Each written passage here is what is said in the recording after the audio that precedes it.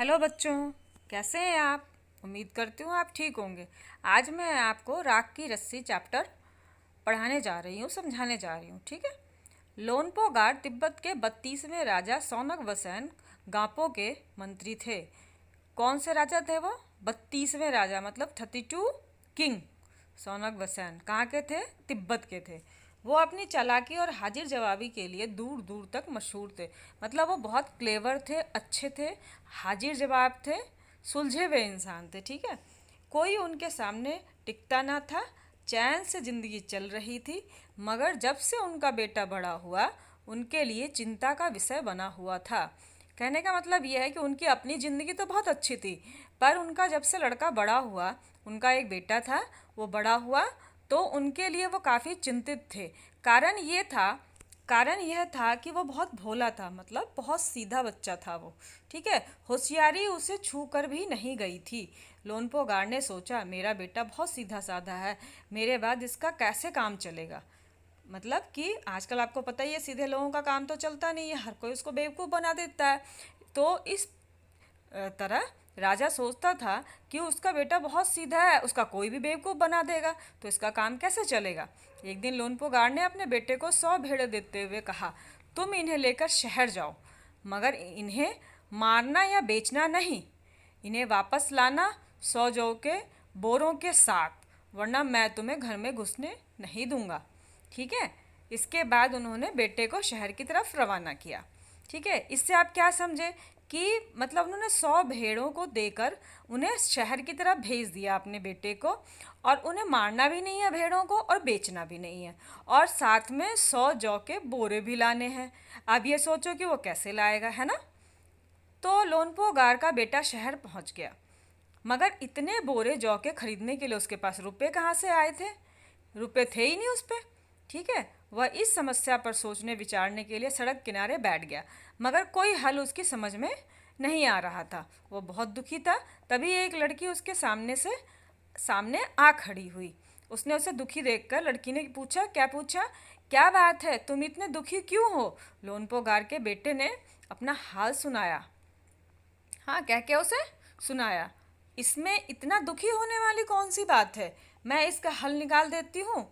ठीक है। उसको कुछ समझ में नहीं आ रहा था कि मैं 100 बोरी गेहूँ कैसे ले जाऊँ, अनाज। ठीक है। मेरे पास तो पैसे नहीं है, मेरे पास तो सिर्फ भेड़ें हैं, मैं क्या करूँ। ठीक है। तो लड़की ने उसका हल निकाला। क्या कहा? इतना कहकर लड़की ने भेड़ों के बाल उतारे और उन्हें बाजार में बेच दिया। ठीक है। उसने क्या किया, फटाफट सभी भेड़ों के बाल उतार लिया और उसे बाजार में बेच दिया, और उससे जो पैसे मिले उसे 100 बोरे खरीद कर उसे घर वापस भेज दिया।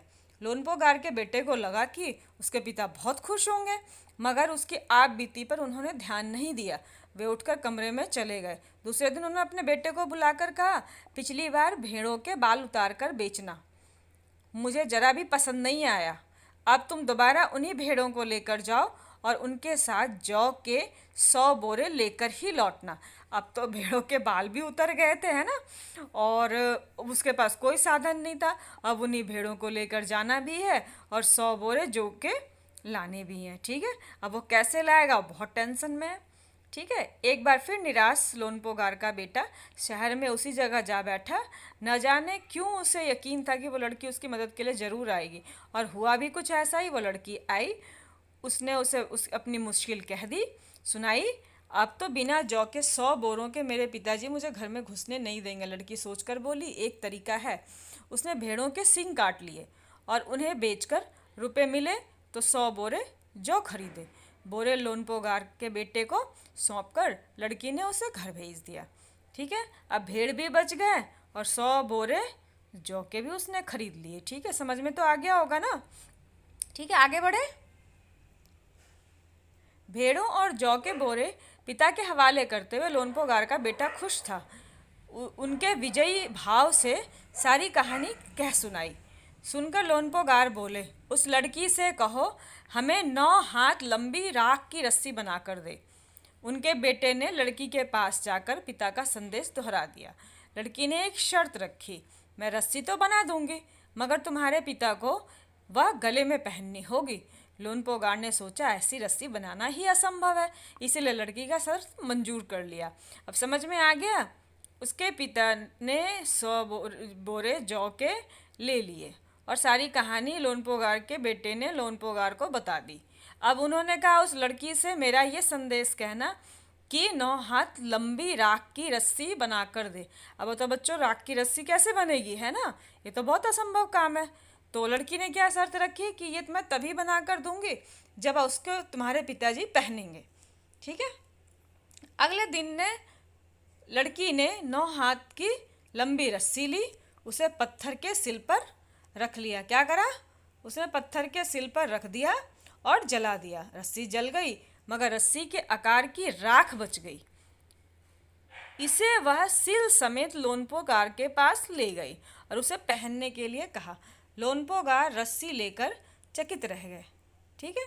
और चकित रह गए, लोनपोगार रस्सी देखकर चकित रह गए। वो जानते थे कि राख की रस्सी गले में पहनना तो दूर, उठाना भी बहुत मुश्किल है।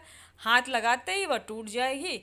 लड़की की समझदारी के सामने उनकी अपनी चालाकी धरी की धरी रह गई और बिना वक्त गवाए लोनपोगार ने अपने बेटे की शादी का प्रस्ताव लड़की के सामने रख दिया और धूमधाम से दोनों की शादी हो गई। ठीक है, ये देख रहे हो ना, लड़की से शादी हो गई। ठीक है।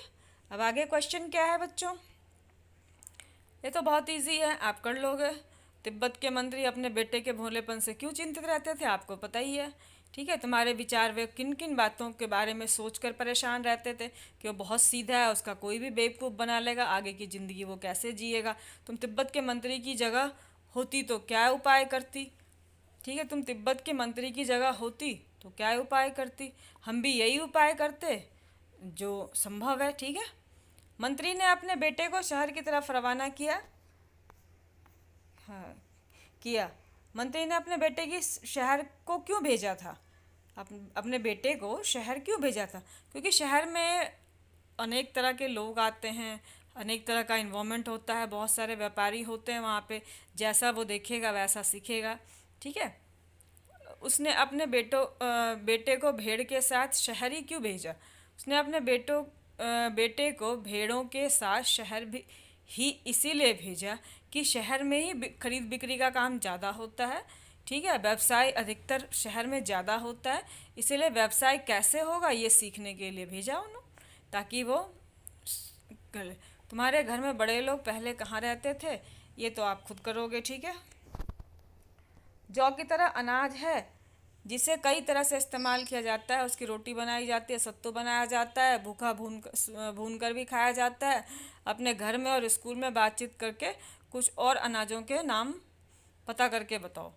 गेहूँ है, जौ है, चना है। ठीक है। और धान है। धान को भी हम भून के खाते हैं ना, उसकी वो बन जाती है, क्या बोलते हैं उसे, मुरमुरे। ठीक है। और भी बहुत सारी चीज़ें। ठीक है। Okay, thank you for watching. समझ में ना आए तो प्लीज़ बताना।